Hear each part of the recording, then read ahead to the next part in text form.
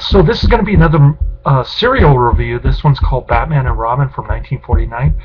I'm going to contrast this one with the 1943 racist black and white serial called Batman. The first one. There were two serials about Batman and Robin, but I didn't see Alfred in this one, or maybe I did, but he's not driving Batman around like in the first one. For the most part, either Batman or Robin is driving the Cadillac or whatever the hell car they're driving. It's not a Batmobile, I know that. They were too cheap for Batmobile back in those days. Speaking of cheap, Lyle Talbot is in this. I don't know if you know who Lyle Talbot is, but he was in an Ed Wood flick with Steve Reeves in the 50s called Jailbait. I think it was in the 50s. And jeez, I must have seen that movie like 100 times. It's got Ed Wood's girlfriend in it, Dolores Fuller, Steve Reeves, and Lyle Talbot. Some big names in the B-movie business. So Lyle Talbot plays what's that Gotham City police chief called? Gordon? Something like that. I think it's Gordon. Talbot was also in the Superman serial. So pretty cool stuff. As far as cheese factor, I'm on chapter 9, I guess. And as far as cheese factor, I'd say it's about as good in terms of cheese factor as the first one. There isn't the racist white dude playing a fake Japanese spy. There's none of that. The villain is called the Wizard, and it's some dude in a black cape and a black mask, black gloves. I mean, he's all decked out in black. He can pretty much appear and disappear. Don't ask me how he does that, but he's also got some kind of remote control machine that can shut down trains and cars, kind of like The Day the Earth Stood Still.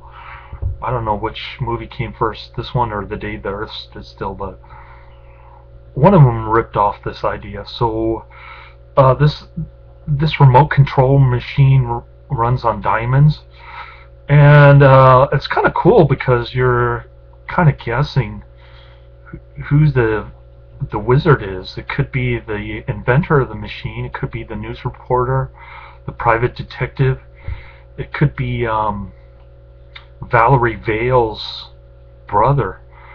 By the way, Valerie Vale is Batman's girlfriend in this one. And it's kind of weird because Bruce Wayne is supposed to be this rich dude. He's got this ward, Dick, whatever his last name is. I forgot his last name. Dick whatever. No pun intended. And Doom made a rap video about Batman, saying that he's gay, all dressed up in tights with Robin slobbing his knob. So I don't know if that's true, but it seems like Batman's girlfriend, either in this one or the 1943 serial, they're always going on a double date with Bruce Wayne and Dick, no pun intended. So I don't know what that's all about. What's going on off camera? That's what I'd like to know. Anyways, it's very curious. It's kind of risque for 1940s, if you know what I mean. But yeah, so I guess they tried to make him a playboy, but you're kind of guessing what's going on off camera. You know what I mean? Anyway, so getting back to the plot, so this this remote control machine runs on fake diamonds or synthetic diamonds, something like that. I guess it's Zubik Zirconi, something like that. And then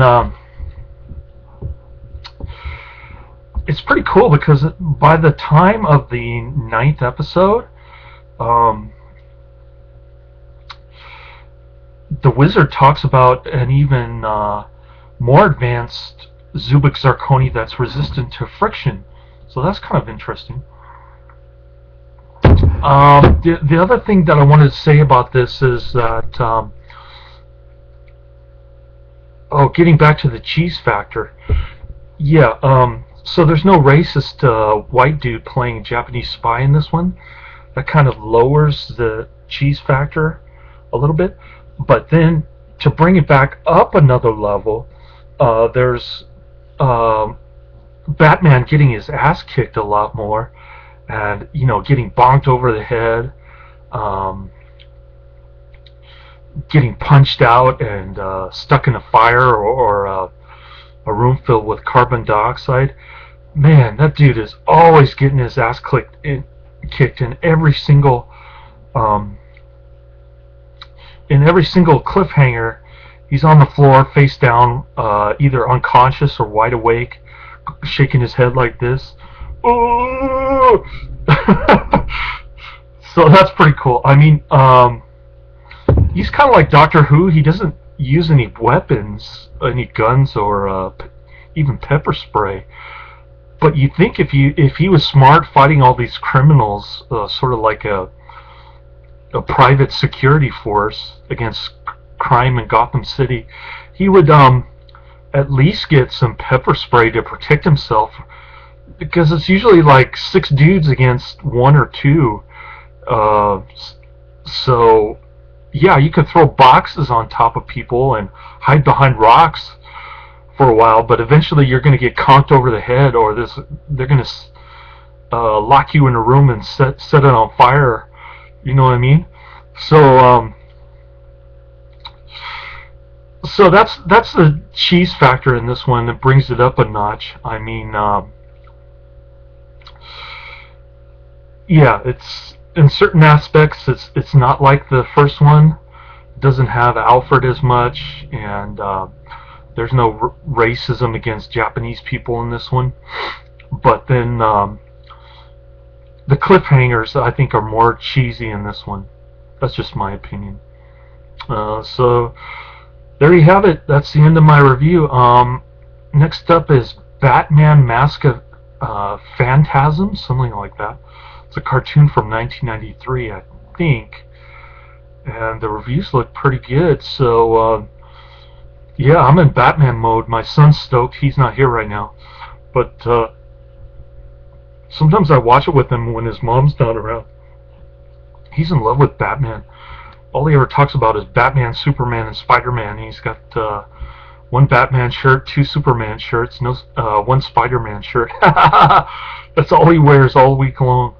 Cool. So yeah, I pretty much brainwashed him into these comic book characters. And he likes to watch the serials too, the old black and white serials. So cool. I give this one 5 stars, and check it out. Laters.